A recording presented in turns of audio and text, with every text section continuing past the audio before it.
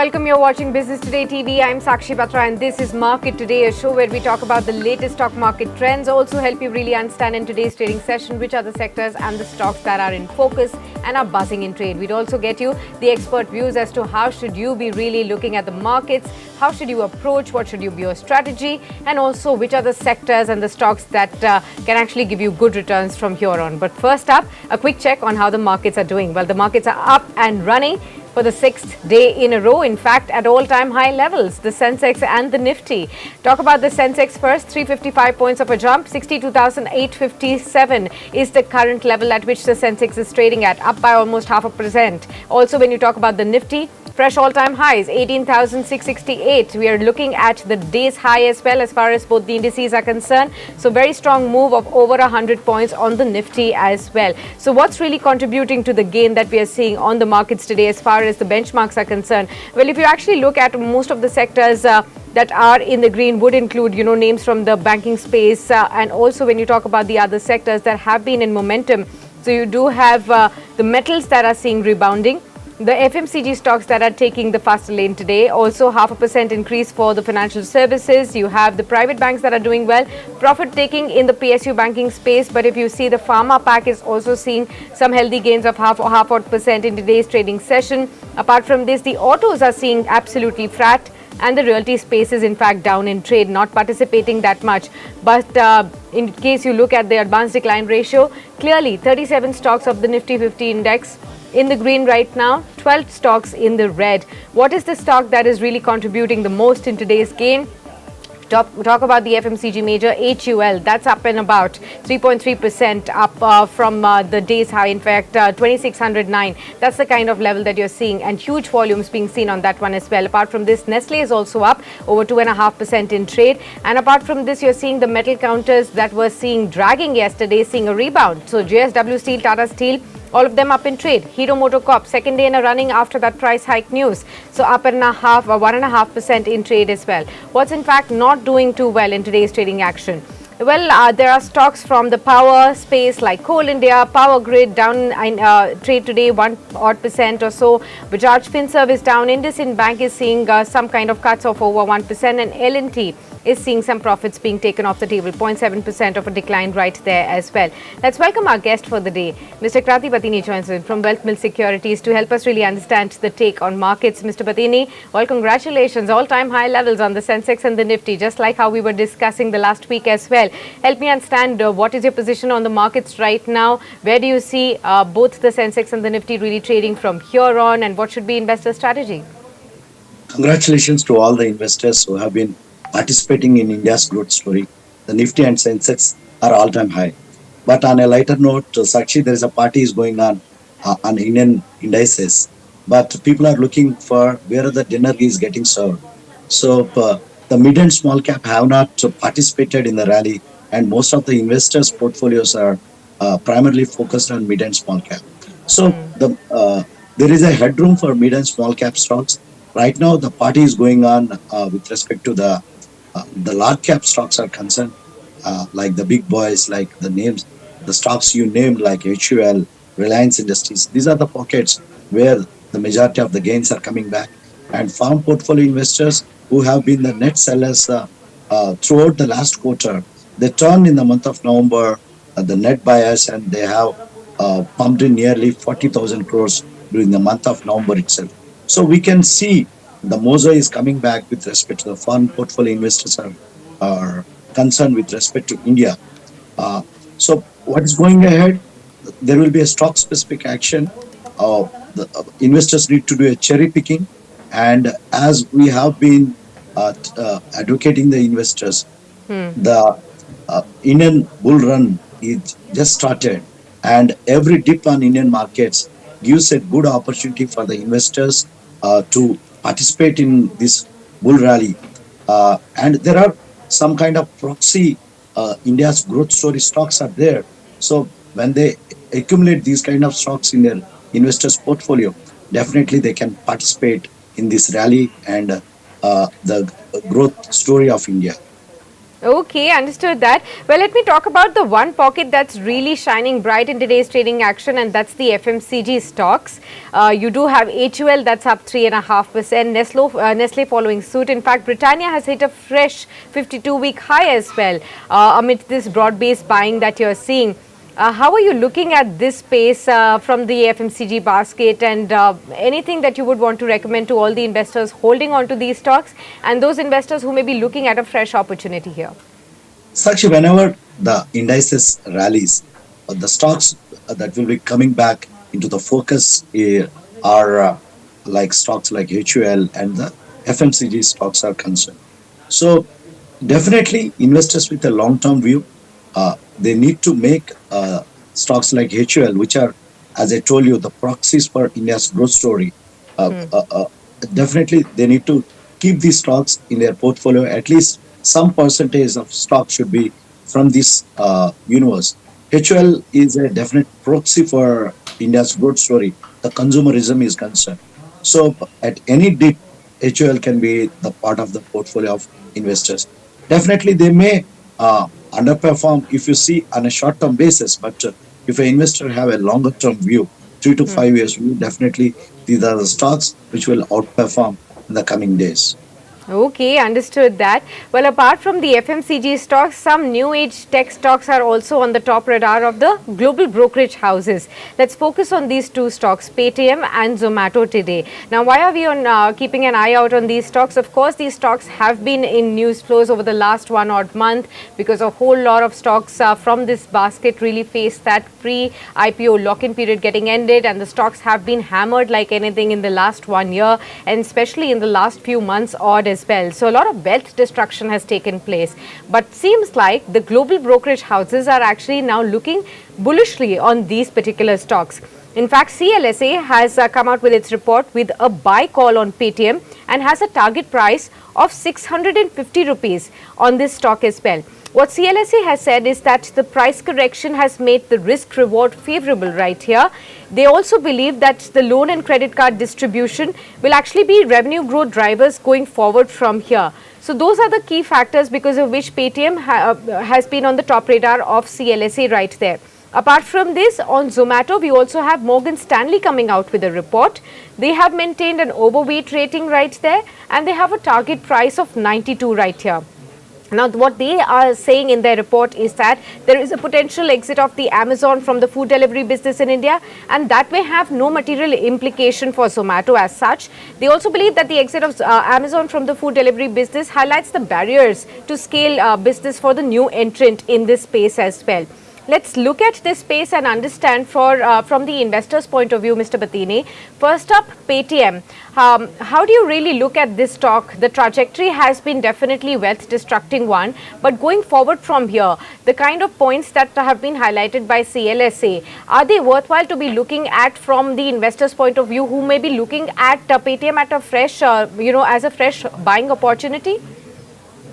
Actually, if you look at the stock like Paytm, okay, it is one of the highest wealth destroyer uh, uh, across the world. If you see the recent much hyped IPOs, but we are witnessing some kind of positive comments that are coming from the global brokerage houses like CLSA and even Citi also given a buy call. But there is a complete dichotomy with respect to the stock investing in these kind of business models. Paytm at a market capitalization of 30,000 crores. It looks like a high risk value buy for the investors. But the other side of the coin, if you see the reports and the comments comes from the Macquarie reports, okay, who have been negative on the stock from the day of the listing, they have a different opinion on the uh, uh, Paytm business model and also the revenues are concerned. So the point I would like to inform to the investors is there is a complete dichotomy with respect to investing in Paytm is concerned. One thing, Okay. they have a formidable brand reach in India.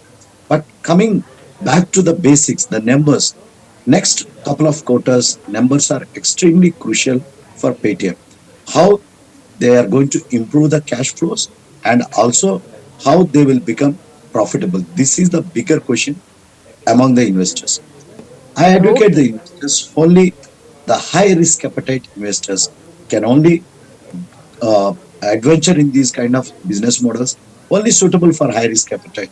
Uh, and in the case of Zomato, the main thing that lingers around Zomato is the profitability. When they are going to make profits, when they become uh, net cash, uh, when they're going to increase the cash flows, is the crux for both of these companies. So investors with high risk appetite, definitely they can take invest in these kind of companies in a staggered manner. There is no need to jump immediately and buy in these companies since the price looks very attractive, but one need to go with in a staggered manner, investing in these companies. I want to make a point again, only for the high risk appetite investor. If the investor is a risk averse, it's not the space to be. Okay, so only high risk appetite investors should be really looking at the stocks of Paytm and Zomato. The brokerage houses have definitely given a sharp bullish take with a huge upside from the current levels. They've also given their reasons, but at the same time, the trajectory will definitely be important as far as the earnings recovery of both these companies is concerned, as highlighted by Mr. Bathini. So do not take a bet as far as till the time you speak to your own financial advisor. Looking at these reports as well. That's essential, absolutely. Let's also take it across to my colleague now. Tanya Aneja is joining in with an important update on Shriram City Union Finance that has actually gone ex-amalgamation. There is an amalgamation that's happening with Shriram Transport Finance right there. And what does it mean for all the investors who have held the stocks of Shriram City Union Finance so far, since the stock has now got delisted due to the procedural reasons? How should you be really understanding this? Tanya, please take it away. Absolutely, Sakshi. So basically, Shriram City Union Finance shares will go ex amalgamation today. So the trading has also been suspended in these shares. So Shriram Capital and Shriram City Union Finance will soon be merging with Shriram Transport Finance, and the swap ratio has been fixed at 100 Shriram City shares for 155 Shriram Transport shares. The special bench has approved the three-way merger of Shriram Capital and Shriram City Union Finance with Shriram Transport Finance to create a combined entity called Shriram Finance. Now, Shriram Financial Ventures, which served as the holding company for Shriram Capital, will take on the roles of promoters and holding company for the group's financial services and insurance operations. Remember, Shriram Group had in December last year announced the merger of Shriram Capital with Shriram City Union Finance and Shriram Transport Finance. The move is aimed at creating the country's largest retail finance NBFC. And the company also said that the merger will help the Shriram Group bring together all its lending products, two-wheeler loans, gold loans, personal loans under a single umbrella. Back to you. Okay, thanks Tanya for that update. Mr. Patini, how do you read into the kind of amalgamation news has come about, and what should investors be really doing now? Do they have a chance to benefit from this amalgamation, those investors of Shriram City Union Finance, and what do they really do with their shares going forward from here? What would be your advice? Sakshi, the overall amalgamation process is with the aim to remove the complexity in the group structures. That's what the aim of the amalgamation is concerned. So the existing investors can hold on to the stock. I don't advocate the investors to take any fresh positions because of this amalgamation news is concerned. So existing shareholders, because of the complexity and also to bring their group entity under single umbrella, this entire the process and the restructuring is going on. The amalgamation process is on. So how far it will yield the benefits to the structure, we need to wait and see for at least next couple of quarters. So for the existing investors, they can hold on, and it's not going to bring any drastic changes in the company earnings are concerned. Of course, it will give some kind of leeway and operational advantages to the company. For the fresh investors are concerned, they can just wait and watch the entire scenario. There are some kind of better opportunities in the NBFC space going ahead, and also there are very good opportunities with respect to the banking and financial services are concerned. Then this amalgamation process in Sriram Finance. So the existing investors can hold on, but any kind of I don't advocate any fresh entries because of this deal. Okay, no fresh entries recommended right there. Let's also focus on a little bit macro update as far as the crude oil prices are concerned. We did see that crude oil prices had slipped to their 10-month lows recently on Monday as well. There has been a slight recovery, but most of the analysts do believe that lower oil prices could actually be good for the economy. They do believe that as far as our macros are concerned, it could help ease price pressures in the economy and also bring down the current account deficit that has of late been a concern as well. But on the other hand, we're also seeing that some of the analysts have actually pegged crude oil prices rising up to $110 a barrel in 2023. That's kind of a huge uptick from the current levels of around $82, $83 that you've been seeing the crude oil prices trading at. And this is from a Morgan Stanley recent report that we have got to know. How do you read into the kind of crude oil price trajectory has been remaining so far in the last few months? And in case we were looking at these kind of triple digit figures in 2023, how could that impact the economy overall, Mr. Bathini? Sakshi, we need to see the stance of RBI Monetary Policy Committee on crude oil, the impact on the inflation in the upcoming Monetary Policy Committee meeting, which is scheduled in the first week of December. That is crucial. We need to see how RBI is going to pursue the outlook on crude oil and the inflation, which is extremely important with respect to the markets and the coming interest rate hikes. This is a crucial area we need to see. But overall, one thing what we need to keep in mind in Sakshi, as long as crude hovers between 80 to $100, less than $100 per barrel, which is a favorable area, there are some companies which derive revenues from crude oil refining in India in the Nifty and Sensex also. So how it's going to play the game, which is very crucial. But last year, what we have witnessed is we have witnessed high crude oil prices, which were way above $100 also. And we are witnessing a downtrend in the crude oil prices because of the geopolitical reasons. Last 2 quarters back, crude oil went up to above $100 per barrel also. Now going ahead, one way, as you told, there is a forecast of crude oil above $100 per barrel in 23. But the other way, what we could able to see is the recessionary pressures on US markets. So when US economy in a recessionary prospects and crude oil at $100, there is a complete dichotomy in the statements itself. So what we need to see is how the whole scenario is going to take place in the coming next few quarters. We need to cross our fingers. But as long as crude is below $100 per barrel, okay, that is good for Indian economy is concerned.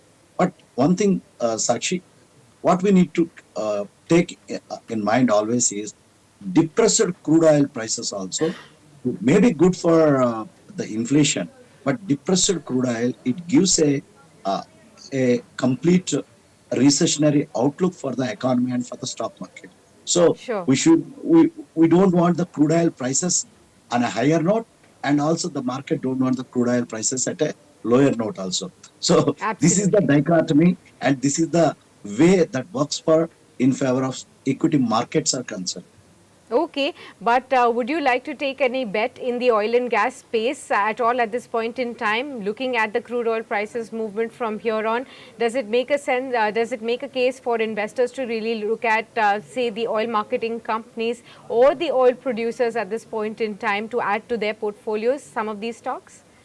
With respect to the oil marketing companies are concerned, Sakshi, last few quarters they have been the underperformance.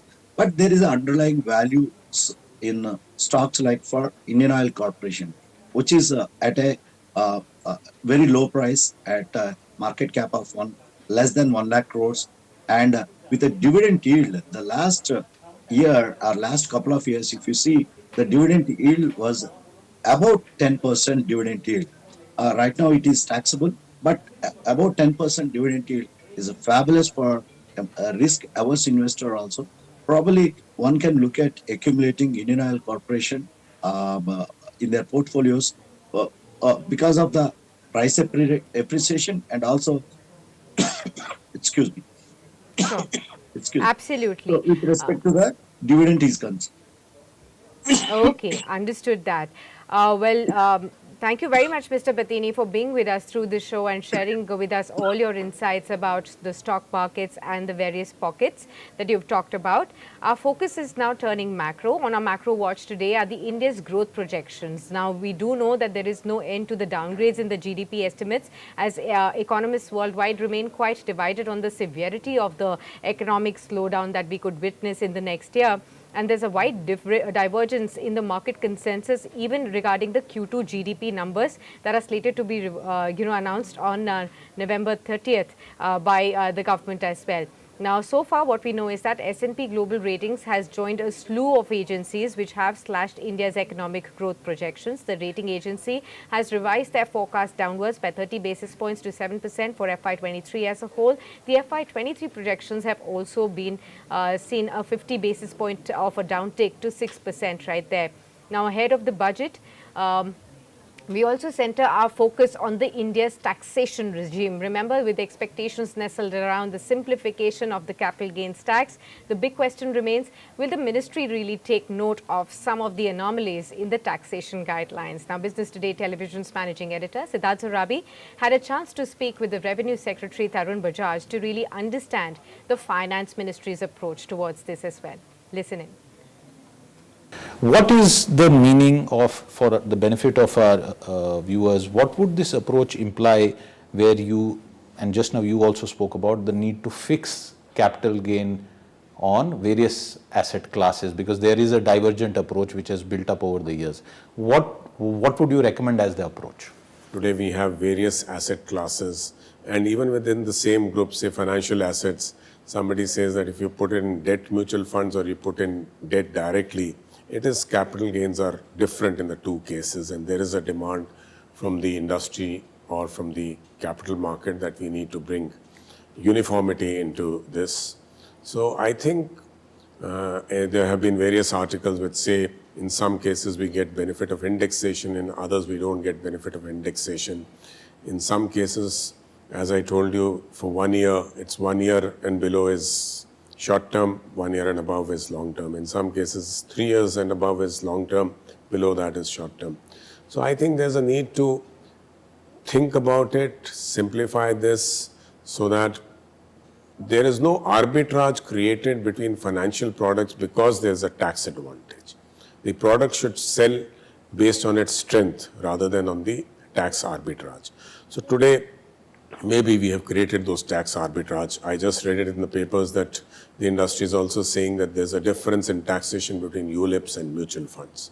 So all these things, corrections, if they are made, I think that will make it much more stable and much more progressive than what we have today.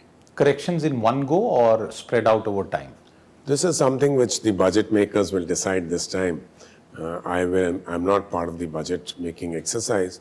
But if you ask me my own opinion, I would say that if you're doing a correction, you should do whole stock rather than doing it bit by bit, so that there is clarity, because people who are coming into the capital markets are also big people, FIIs, FPIs, the mutual funds. So they should know in the long term that this is what the regime is going to be, and this is going to be stable for the next 10, 15, 20 years. Okay, so that was the exclusive that Managing Editor Siddharth Zorabi had with the Revenue Secretary right ahead of the budget. There are huge expectations that they could be tinkering around the capital gains tax regime, and the expectation is that there could be some more simplification right there and more clarity for all the participants of the stock markets as well and the capital markets too. And with that, we come to an end of this edition. Thank you very much for tuning in for now. The stock market still up in trade. Both the Sensex and the Nifty are at trading near the high points of the day as well. We'll keep an eye out on how the markets progress from here on, and for that you should stay tuned with us on Business Today TV's YouTube platform. Don't forget to subscribe to this channel and also stay in touch with us via all our social media handles: Facebook, Twitter, LinkedIn and Instagram. Many thanks for tuning in for now.